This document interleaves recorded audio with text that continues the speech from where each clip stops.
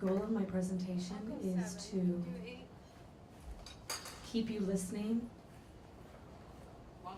while you eat and sleep with my voice. I'm going to hypnotize the audience. I'm kidding. Rolling in. Hey, good to see you guys. Hey, how are you? All right, yourself? Good. You're staying. I like it. I am. Yeah, come closer, guys. I'm feeling a little lonely. That's how I feel right in this moment. Yeah. So far away, doesn't anybody stay in one place anymore? My goodbye party is Monday night. And it's at Caravan of Dreams, perfect name, in the East Village. And afterwards, I'm hoping to go to karaoke. So you are invited. Yes. Everyone is invited. I'm a karaoke freak, like really bad. That should be the solution to the epidemic. Do you have some next jumpers that are karaoke people? Good. Wow. Who was that?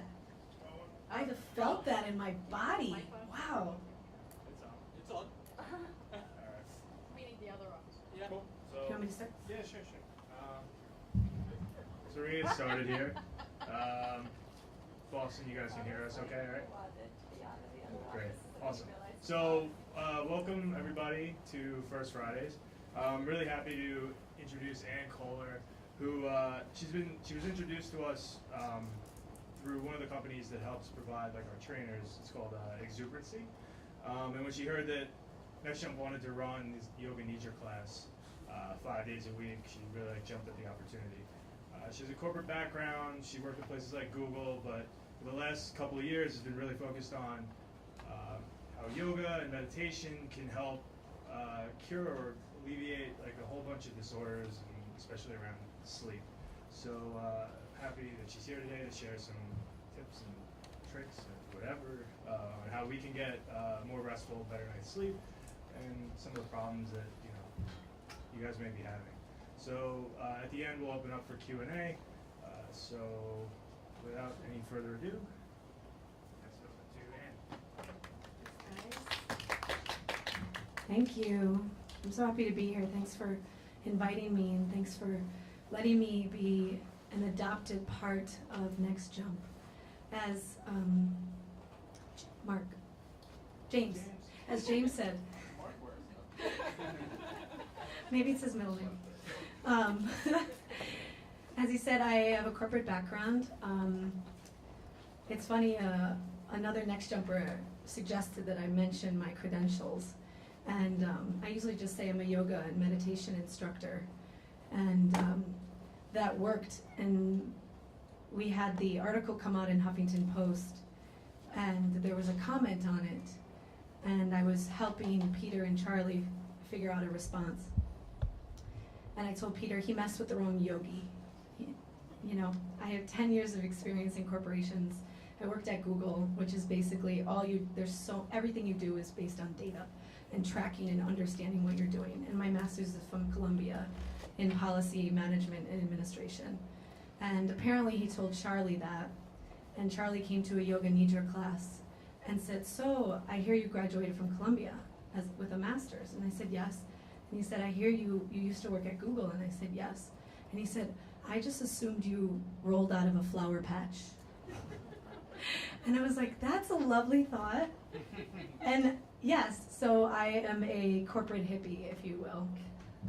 My focus is emotional awareness and understanding how yoga and meditation can really be an option for people who are suffering from sleep disorders, who are deal with anxiety and stress. So thanks for having me. So the first question I want to ask is, and in true yogi style, let's just close our eyes. So if your sleep could talk, what would it say about your relationship? Or more specifically, if sleep was your cuddle buddy, if it was your partner, your best friend, what would it say about your relationship? Allow anything to come up, no matter how funny or ridiculous it may seem.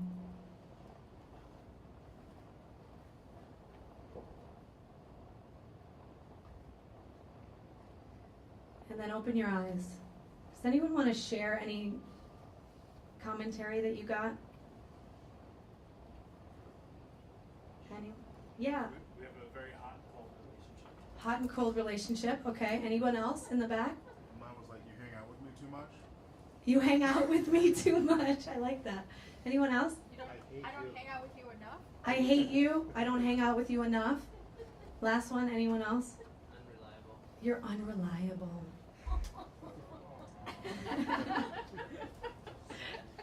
Good, thank you. It's good to understand the relationship. I had to ask myself that same question in the summer of 2011. I had just graduated from Columbia, and my father passed away suddenly on July 4th, 2011, 3 days before his 61st birthday. I moved back to Milwaukee, Wisconsin to run his construction company that I knew nothing about. I was in finance. I ran the whole program in finance. I knew nothing about construction, nothing about finance. And I was overcome with an emotional hurricane. My dad was my closest friend, my confidant, and so it was really interesting. And if you've ever dealt with grief or a severe loss, with most of us have, is you feel angry and full of rage and despair and loneliness and resentment. There's all these emotions that are coming full force at you at every moment. And I really committed to feeling those feelings and to feeling the loss of him. And so during the day I was running a company and also on this grief battlefield. At night my anxiety was so high and there was so much fear in me that I couldn't sleep. And so me and my mom started to take a small little sleeping pill so I could just go straight to sleep. I wanted sleep and I wanted it fast. I wanted it quick because my emotional battlefield took over my days. So I wanted my nights to be completely unconscious and to be knocked out. It seems that a lot of people in the US and around the world have the same need. They want sleep and they want sleep fast. Pharmaceutical companies have made over $5 billion in the last few years from selling sleep medications. 9 million Americans are reported to have taken sleeping pills. It's an epidemic. It's happening. We have sleep machines. We have books on sleep. We have noise machines that make a certain music and noise in order to get to sleep. But the interesting thing is, the surface problem is getting to sleep fast. But the root problem is actual restful sleep. Does anyone go to sleep and you could sleep 10 hours, but you wake up still feeling tired? Right? That is the epidemic. The epidemic isn't getting to sleep. It's staying to sleep and getting the right amount of sleep. So the interesting thing that I found with the practice called Yoga Nidra that I'm going to talk about now is that the purpose of these medications is to go to sleep fast. But in Yoga Nidra, that is the most magical part, is the distance between being awake and being asleep. That is actually where you get your most restful sleep. It's where you have access to your subconscious, to your emotions, to your dreams, your fantasies, your imagination. So the question that begs me to explore and to answer is, what would happen if the very thing we want to skip is actually the key to us getting more rest? Right? Whoa! I mean, not problem solved yet, but so Yoga Nidra. Yoga means just awareness. It means focus, a one-pointed direction, and Nidra means sleep. So Yoga Nidra is the psychic sleep, sleeping with a full awareness, conscious sleep. The body is in a yogic paralysis, so the body is actually asleep, but the mind is not. The mind drifts in and out. It actually dates back to an ancient tantra practice called nyasa, which had you go through different parts of the body scans and breathing, which I'll talk about more, which is part of Yoga Nidra. It was developed by Swami Satyananda Saraswati. And here's a book if you want to pass it around. This is his book. This is kind of like the Bible of Yoga Nidra. So it's a systematic method of relaxing the mind, the emotions, and the body. So the founder of Tantra said, at the point of sleep, when sleep has not yet come and external wakefulness vanishes, at this point, being is revealed.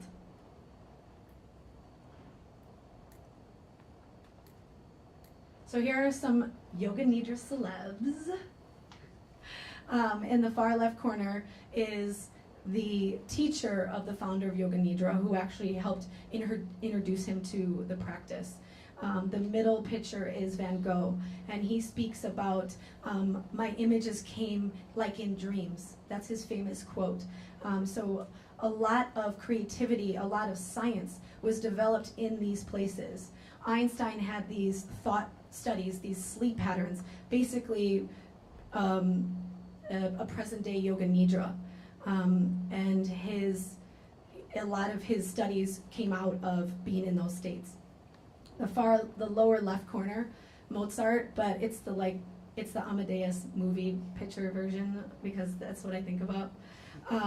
He used to doze in the back of the carriage, and that's when some of his biggest symphonies would come out. Napoleon, picture from Bill and Ted's Excellent Adventure, because it's an amazing movie.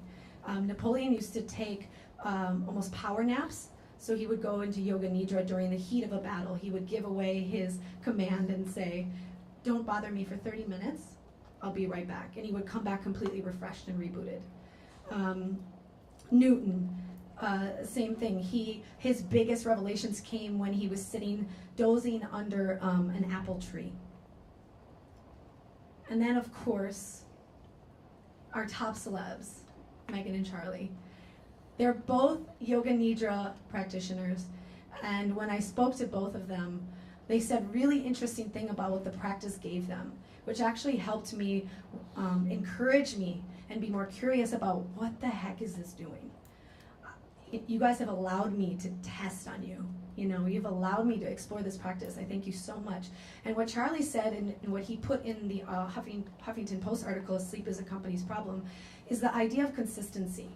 So he wanted to test it. He brought it in 5 days a week, 2:30 to 3 in the New York offices, and then in the Boston and London offices, they have a different consistency, but they're still doing it at certain times and certain times of the day and the week.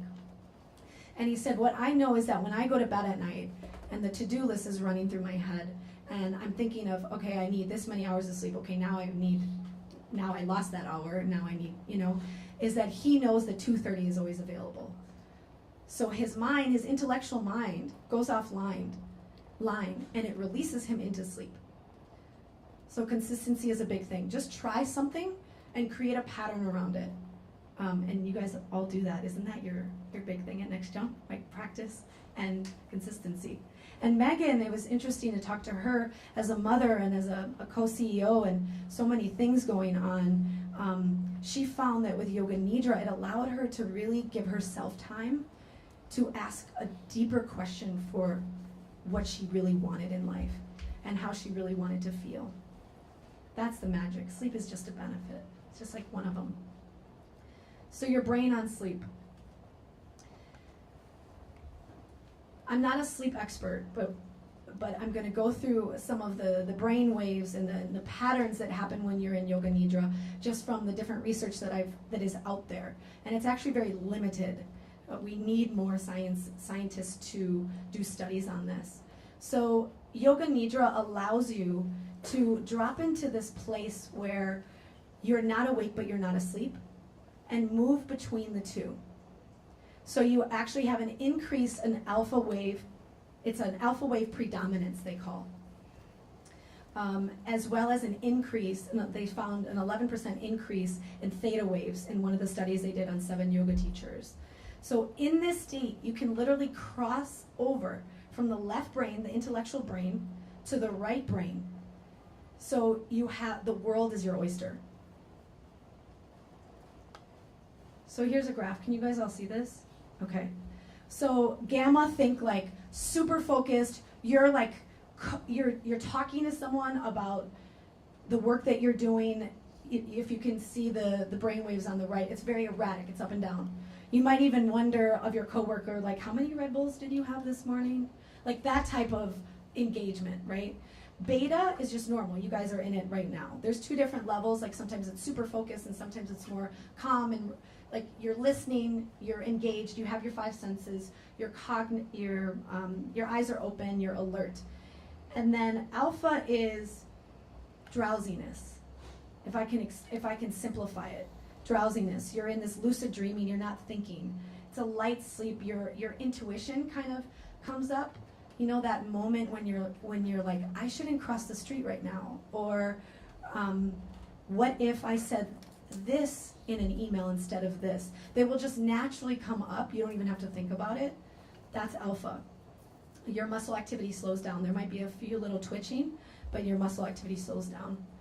Theta is a deeper relaxation and meditation. It's actually what yogis use to go into a trance, and it's the state that people use when they do hypnosis. It's a mild sleep, and it's a way to release emotions, suppress fears, traumas. Your breath slows, your heart rate slows. Delta is this deep, dreamless state. So it's not REM.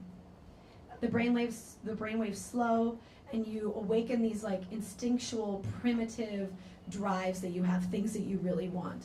And that's probably what we think about when we think about sleep, right? We think of that like just a total knockout. Yeah? And then the waves are on the side. So you can see the further you get into sleep, the wider the waves, the more space there are. So I just wanted to focus on alpha and theta. Alpha is really the gateway between conscious and unconscious. They call it the superconscious. So it's a place between beta and delta. Memory, it's a place of memories and new information. It's like a registry. It's a very, very fertile soil. It's considered the best state of mind for imagination. It governs dreams, fantasies, and it has a consciousness, but not an attached consciousness. So when you're awake, you might hear my voice and think, you know what, I don't really agree with her, and I don't like her glasses, or blah, blah, blah. You create a story, you create an attachment to what you're hearing. But in alpha, you listen, and the attachment falls away, okay? This state, if you have a hard time memorizing things, remembering things, it just means you're not maximizing alpha. You're not staying in alpha very long. And if this state is increased, it's the best time to plant intentions that stick. That's why in Yoga Nidra, we'll talk about later, is that one of the first things you do is you create an intention. So you can plant it. It's like a seed. You plant it deep, deep, deep in the fertile soil of your subconscious. And then you keep repeating it throughout the practice or throughout your day, which is like fertilizing that seed. Yeah? Theta, mild sleep, deep relaxation. It governs the part of mind that lies between the conscious and the unconscious, the subconscious. So think subconscious with theta. Use in hypnosis, and it happens during REM sleep. It's state that it allows us to retain memories, to feel, to be creative, and it directs beliefs and behavior.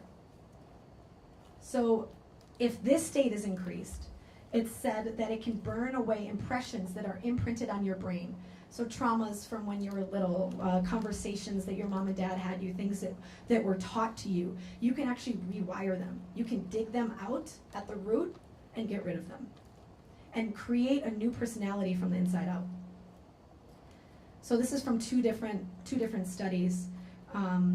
One was on 7 yoga teachers that practice meditation regularly, and the other was on 30 women that practice yoga and meditation regularly. Just to go back, there's actually a huge debate in the yoga community and the science world that some people say, oh, it's just alpha. Some people say, oh, it's just theta.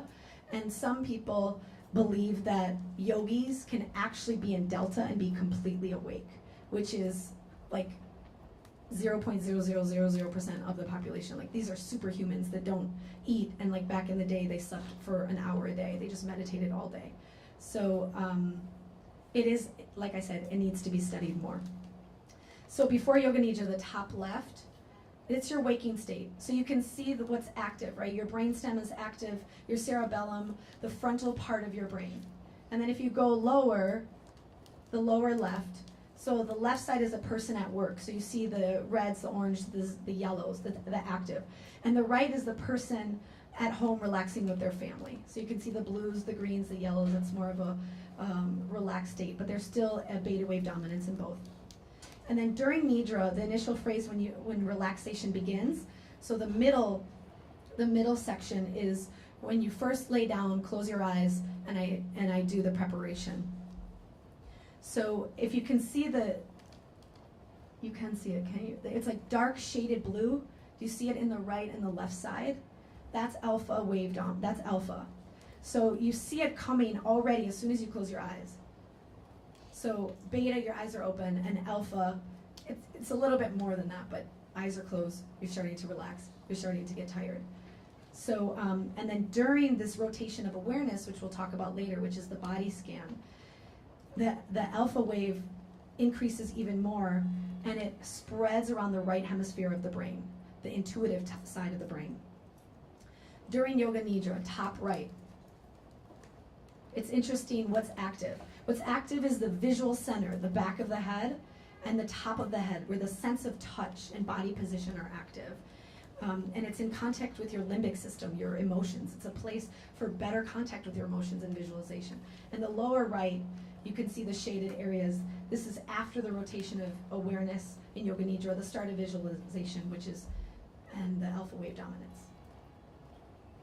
So I put this together. I was debating on taking this slide out because it's hard for me to say, what really is the difference between conventional sleep and Yoga Nidra. But what I've found to be true is that with conventional sleep, you knock out, you're unconscious. You have no control over your mind. It just runs and spins. And your parasympathetic nervous system, your brain, they just kind of reboot. It's like turn it off for just a tiny bit, or turn it to medium low, and then you wake up and you reboot, right? It's like Control-Alt-Delete. In Yoga Nidra, it's a balancing of the nervous system, of the sympathetic and parasympathetic nervous systems, the right and left hemispheres of the brain.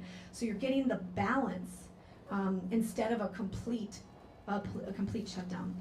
In conventional sleep, the purpose is sleep. In Yoga Nidra, the purpose is actually awareness, enlightenment, access, control over your brain. What if you could manage your own emotions? What if you could manage your creativity and you could tap in whenever your boss said, I need you to do this, and be really creative and think of the next big thing? What if you had access to that at any time you wanted? It's pretty cool. The other thing is, because it's systematic relaxation, so you relax different parts of the body, so and muscles, emotions, and your mental state. So you're systematically kind of relaxing different parts of your body before you sleep. Whereas sleep, what happens? With or without the tensions, you fall asleep, right? You might wake up with a sore neck. You might wake up with that same anxiety that you had before you went to sleep, right? So the key difference for me is really, it allows your body to more fully relax. And we know that when you're more fully relaxed, you get more restful sleep. So the rules of Yoga Nidra. Rules are listen to the voice. You're in sensory actual shutdown. The thing that's open is your auditory. So your auditory serves as a transmitter. My voice serves as your radio. Your brain is the receiver. Okay? And so what you do with the words is follow instructions. You have control over that. If you were if you were asleep in Delta, you wouldn't be able to do this, right? You wouldn't be able to hear this voice, maybe deep in the subconscious, but you might not remember it. So follow the instructions. The other thing is to notice without labeling. So the purpose is not focus or concentration while you're in Yoga Nidra. It's actually a benefit. It helps with focus and concentration. But if an intuitive hit comes to you, instead of being like, oh, I want a bigger house. I thought that I was fine. I thought that I was happy. I thought that, that type of thing. It's just like, oh, I want a bigger house. Okay, cool. Next thought. Oh, I want this. Next thought. And then keep moving mentally. Just keep moving from one thing to the next. So the 7 steps of Yoga Nidra: preparation, intention, rotation of consciousness, breath awareness, duality of experience, visualization, and coming out. So what I did was, I'm going to explain each step, and then I'm going to give you a tip on how to use that step in your life. So get your notebooks out. I'm going to make you work. Preparation. So Yoga Nidra, the best way to do it is laying down. You can do it seated. I do it with company seated. It's totally okay too. I tend to think that you won't get any of the theta. You won't get as much theta benefits because you'll be like keeping your body up, So you're in Shavasana, laying down, hands facing up, and you want to connect to the floor as much as you can so you feel safe. You can put things under your knees if you have back problems, or things under your head, but the idea is to connect to the ground but not touch anything. So that's why you keep your palms facing up and not your fingers touching, because the sense of touch is actually, our sense of touch, our fingers and our face, they control a large portion of the brain. The brain works really hard when you're touching something. So you don't want to touch anybody, anything. Close your eyes is important. It's important to keep the light out as much as possible because that signals to the brain it's time for sleep. Yeah. Also, to keep a balance between, you don't want to be too hot or too cold. Now, when you're in theta, your body temperature drops. So I have people, and you can see Anjani here with her red blanket, but covering up different parts of the body that tend to get cold for you.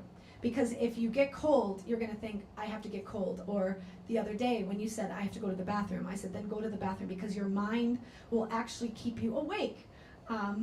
And like, oh, I have to go to the bathroom. Can I hold it? I'm not sure. It's like, oh, I'm cold. And like, oh, my knees hurt, my back hurts. You're going to go back into like a beta type of thing. So tip number 1, find a way, and I know Arianna Huffington talks about this in her book, and people talk about it, but create your optimal sleep environment and see what that means. When you went to that question of what is your relation, what would your sleep say if it was in relationship with you? How can you mend that relationship? So write down all the things that keep you from relaxing or sleeping, even if it's like your snoring husband. I mean, don't like cross him out or anything, but like find ways to create solutions. Is it earplugs? Is it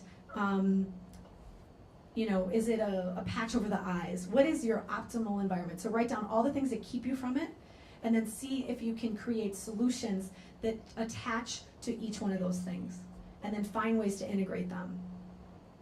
It's kind of setting an intention, a resolve. It's called a sankalpa in Sanskrit. So this is my favorite. Setting an intention. Because you have access to the subconscious, because you have access to the intuition, it's very fertile ground for the mind to play with. So if we sat here and said, I am love, over and over, all day long, hours at a time, that would be great.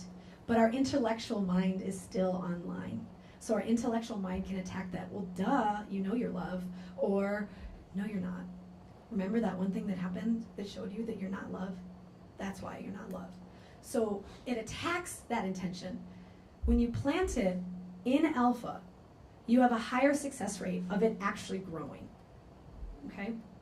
The other thing you want to think about the intention is make it clear, make it in the present tense, and commit to that intention until it comes true.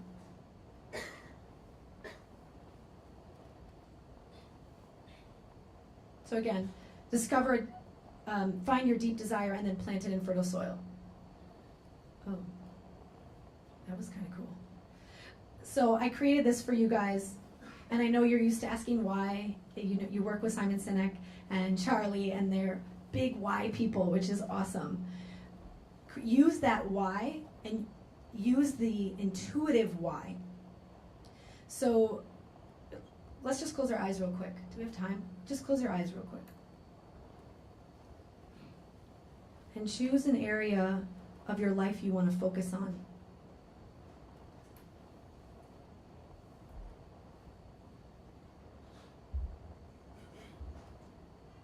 Within that area of your life, what do you desire most? What do you want?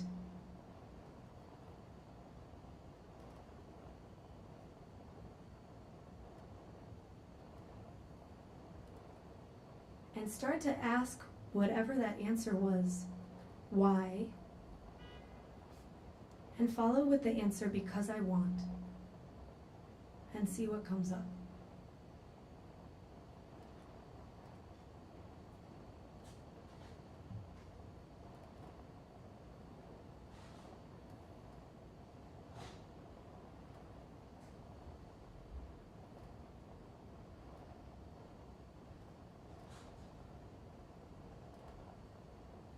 See if you can ask why one more time.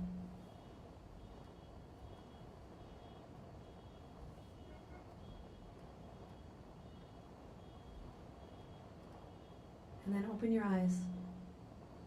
You can write down what came up for you if you want. So that's the purpose of it. Now,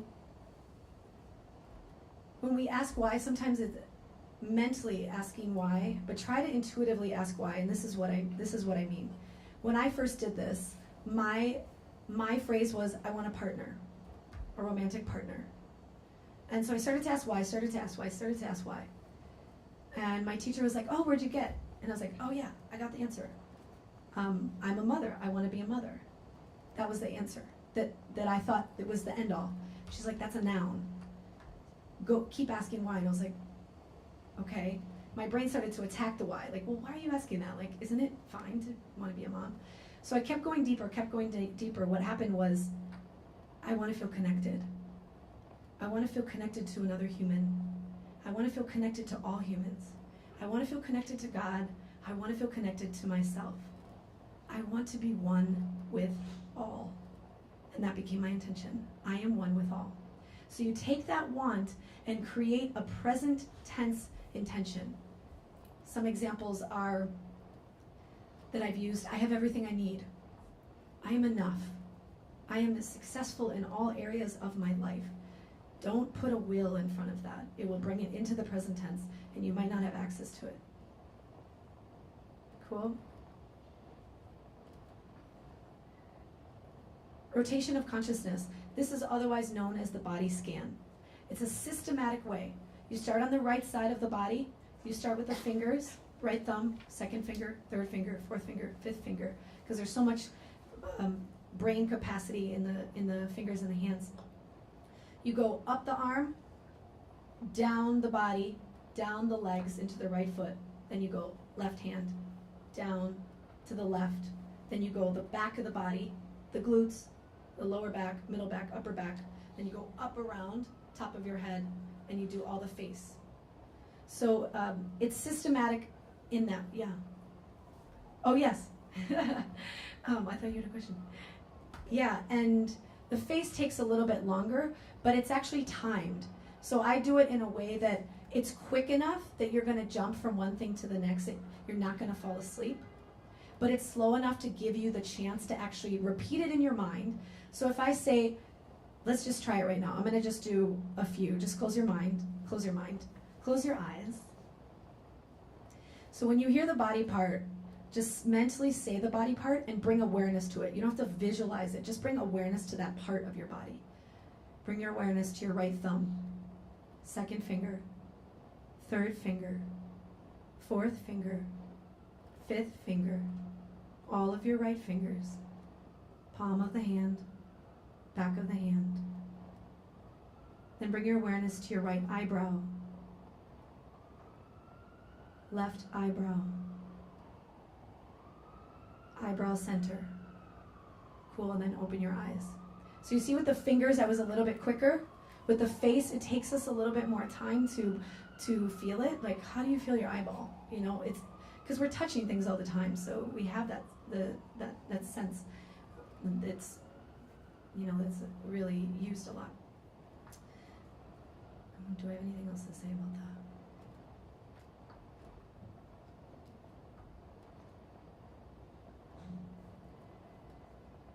I don't know. It's not. It wants to stay in rotational consciousness. I don't know. I did. Did it not? Speaker, call in. Someone's calling. Well, say your truth. What do you want to say?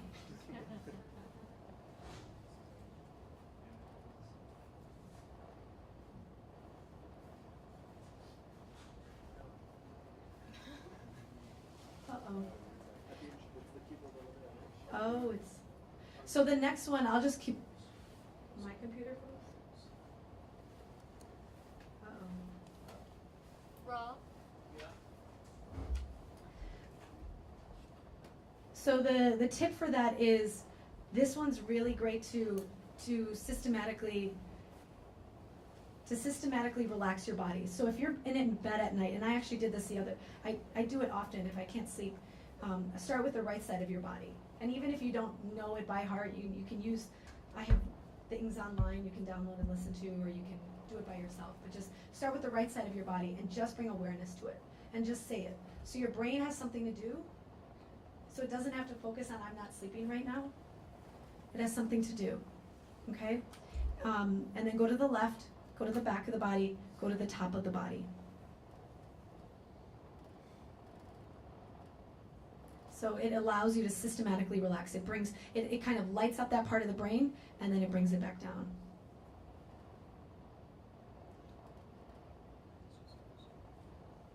Okay. Next one is breath awareness. So breath awareness, you bring awareness to your breath. So if that is, okay, I'm breathing navel, inhale, up through the chest, diaphragm, into the throat, exhale back down the same way I came. If it's in and out through the nostrils, if it is belly rises when I inhale, belly falls when I exhale, that's all fine. It's just bringing awareness to where am I breathing. And then if you really want to count sheep, as I call it, count your breath backwards. So if you have a hard time sleeping, start from maybe sometimes 100, 50, 75, and you'll wake up and you won't know what number you left off on. It's this timer that's clicking, again, keeping the brain with something to do, just a simple task for the brain to do, and for the body to be aware of, to feel that awareness, that rise and fall of the breath, okay? So just try it at home. The other thing is, the next one is the duality of experience. And this is one of my favorites because I love emotions. So the duality of experience is allowing the person that's practicing to feel hot and cold, to feel heavy and light, to feel big and small, to feel pain and pleasure, to feel happiness and sadness. From a place of non-judgment, from a place of, not of, I don't want to be feeling this right now. You shouldn't be feeling anger. It's allowing the body to feel those things so you know that you can always feel the reciprocal of everything. So you get that email that is just so, it's just bothering you. It's like, I can't believe they just wrote that. I can't believe they just wrote that to me. I gotta write it back. Oh my God. And you're frustrated, right? You're like full of anxiety and like, I gotta figure this out. But with Nidra, you practice that, you know the opposite of everything. So could you respond to that email and feel frustrated? Of course, it's a great emotion. But to act on peace, to act with peace, to act on calmness of like, you know what, I'm really feeling frustrated right now, but oh wow, my brain and body knows how to feel the opposite of everything. Yeah? So, is it? Give it a whirl. So, yeah, so the activity for this is, and this is something that Charlie really likes, is, so close your eyes. We're going to do a breathing exercise. So you're going to breathe, you're going to inhale, suspend the breath, exhale, and suspend the breath for the same amount of time. So we're going to try it for 5 seconds. Inhale, suspend. Exhale. Suspend. Now just inhale and suspend. Suspend. Inhale a little more. Feel the chest open. Pull the belly button in, lengthen the spine. Suspend a little more. And then exhale all the way out, slow and controlled.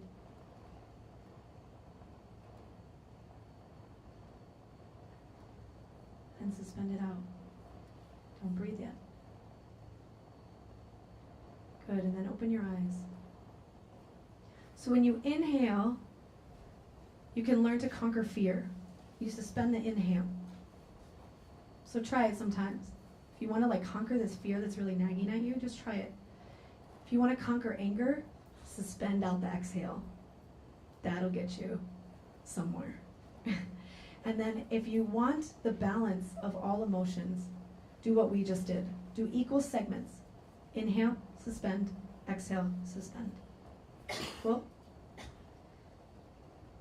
I'm going to go through this quick. Visualization. So in between these processes, you can implement visualizations. So thinking of a beautiful beach, or thinking about what did you do earlier today, like from this present moment going backwards. You can do, I've done ones where you're writing different things on a chalkboard that pertain to the chakras. But the one that you do at the end to start to wake the mind up and to create an elastic band for your mind is quick images. So I will say an image, so close your eyes, we'll just try it. So when you hear the image, bring it to life, bring it to mind, every detail, as much imagination as you can, and then move to the next one. So don't get stuck on one, just keep moving. White clouds, red glasses, a brown table, a black jacket, yellow socks, blue shoes, a sailboat, water, sand on a beach, the rising sun. Good, and open your eyes.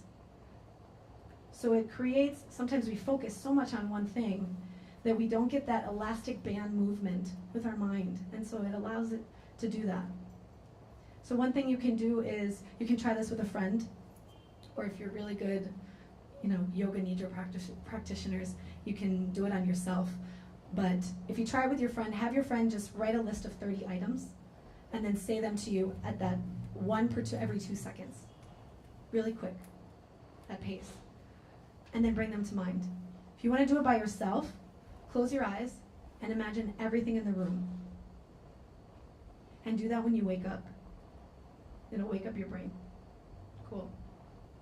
Coming out of Yoga Nidra, very important, because you're in this magical state. You know that feeling when you wake up and you're like, I had that dream, I solved that problem, it's gone. Does anyone? Am I the only one? Yeah? You're like, wow, I had the dream, I wrote everything I needed to write, I did everything I needed to do for today, and shoot, I just lost it. Yeah? So coming out of Yoga Nidra is a really, really great time to understand, to feel your breath, to feel your heartbeat, to feel what's going on in my mind, what's going on in my body, before you wake up, go into beta, and get on that subway and check the phone. So wake up with consciousness. See everything as you wake up. After you wake up mentally, keep your eyes closed and gently give your body a chance to wake up. Do an emotion scan. How am I feeling? You still feeling anxious? You still feeling joyful? You still feeling sad? And you can also do something we do in Yoga Nidra before we start, is you can bring tension into the body. So you can squeeze different parts of the body and go lean into the tension and then release the tension. Yeah? So these are 10 pleasant, what I call side effects. One is this idea of deep and systematic relaxation. So relaxing before you sleep. It's a great thing because maybe you won't wake up with that stiff neck, or maybe you won't wake up feeling the same way that you did when you went to sleep. This restful sleep, the brain has something to do, and it can just rest, and I can be in my intuitive space.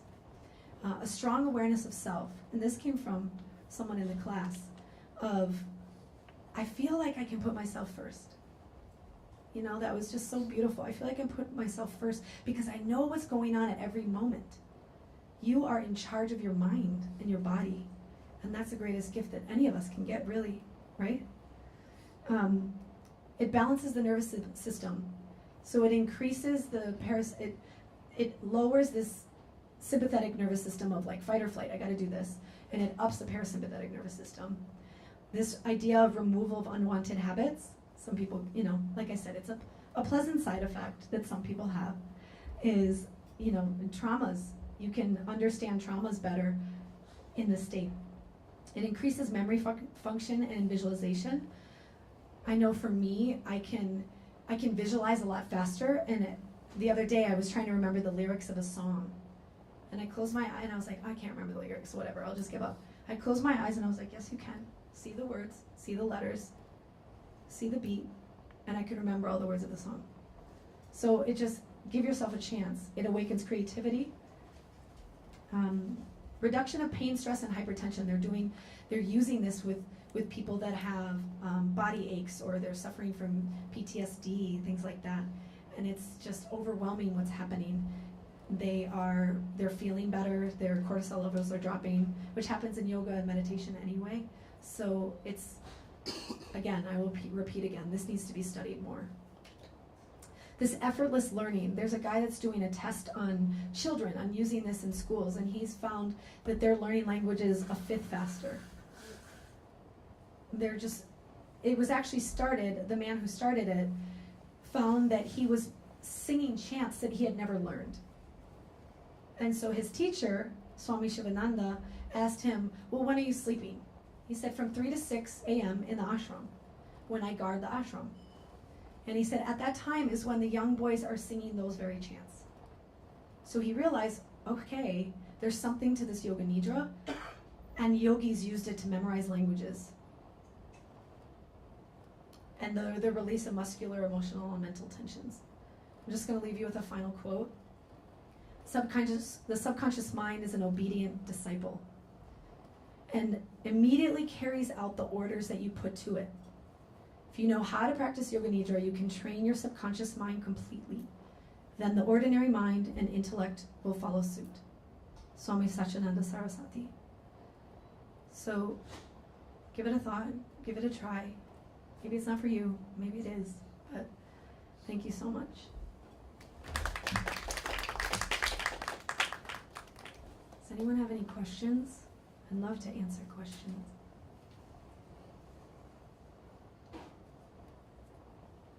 Yeah, oh, in the back. So I've done the class a few times, and what happens to me is like 10 minutes into the class, I start to feel like I have to move, and it's like I start kind of moving slowly, like maybe a muscle or two, and then I continue concentrating. No, I can't, and then I lose track of the. So is this because of lack of practice, or why is that happening? Interesting. So your body's like, please move right now? Yeah, like I can't stand still. Yeah, the question was, I've tried it before, but I feel that my body asks me to move, and then I remember I can't move, and then it all goes to, you know. So the answer to that is, one of the key things of Yoga Nidra is letting go, is surrendering. So sometimes during the practice I'll say, allow the ground to safely support you. You're safe, you're okay. Let go. I have the timer. Don't worry, I'll get you out on time. And just surrender to what the possibility of happening is. So I don't know if that's helpful, but yeah, your body, you know, when you go to sleep, you roll, you turn, you know, it's trying to find that maximum comfortable space when you get in there. And maybe for you, maybe it's doing it on your side. You know, we have Nadia, who's pregnant, we had her on her right side for a while because your heart's on the left, so you don't want to squish it.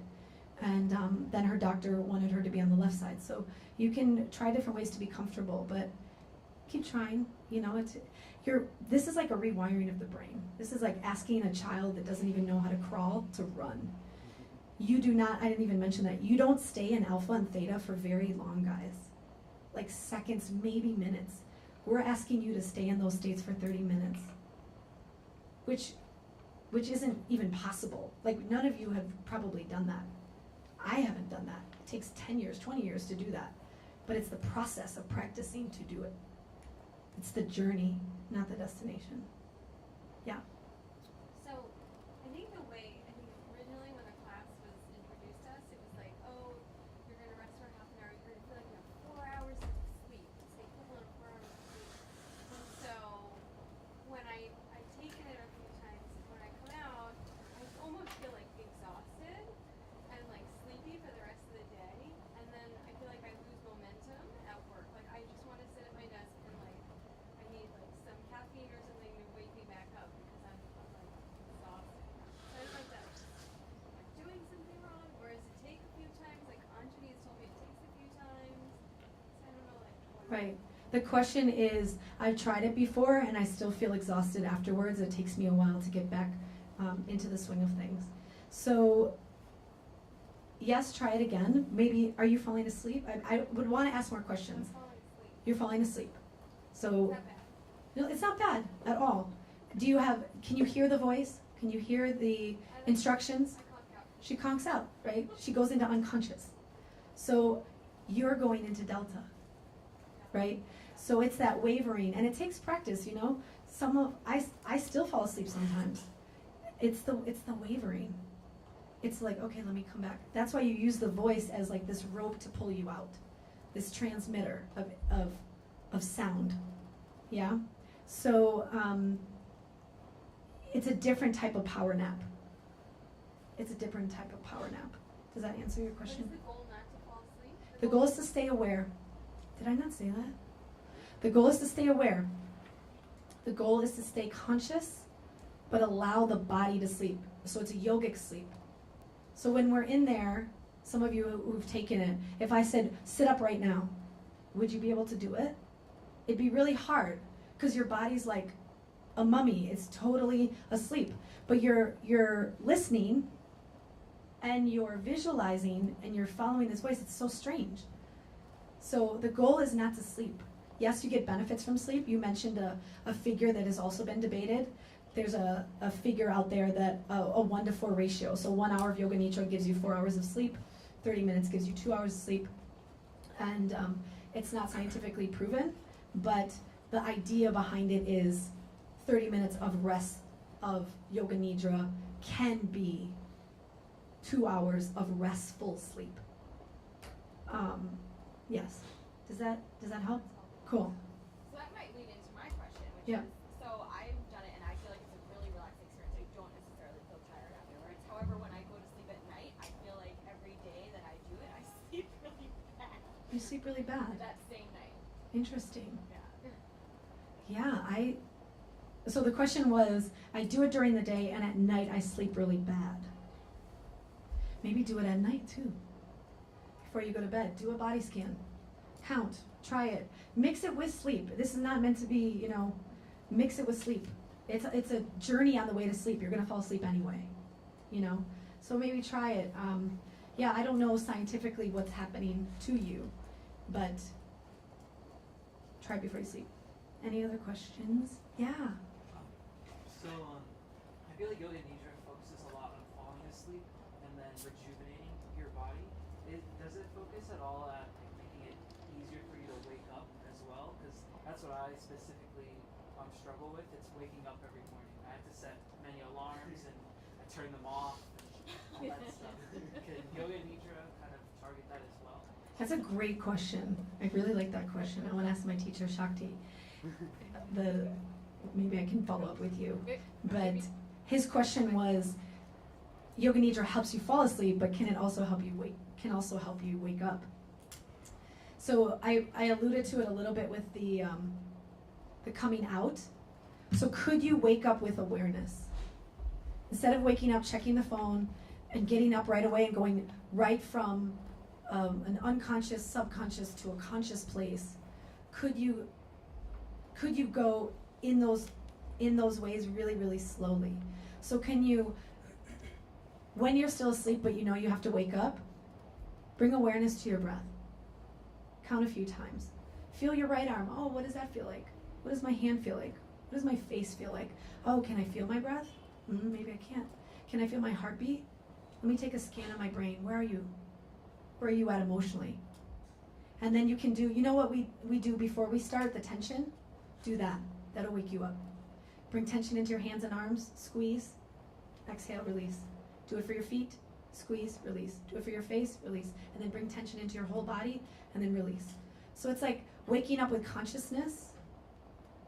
It might help. I'm not sure, but I'll get back to you and find an even better answer. Anyone else? Yeah, please. Sorry. The time, 2:30. Is that like? Is there a significance in that? Because at 3 o'clock everybody gets tired, and so you feel refreshed afterwards. Like, why always at 2:30? Yeah, I think that's what they picked. Right, Peter?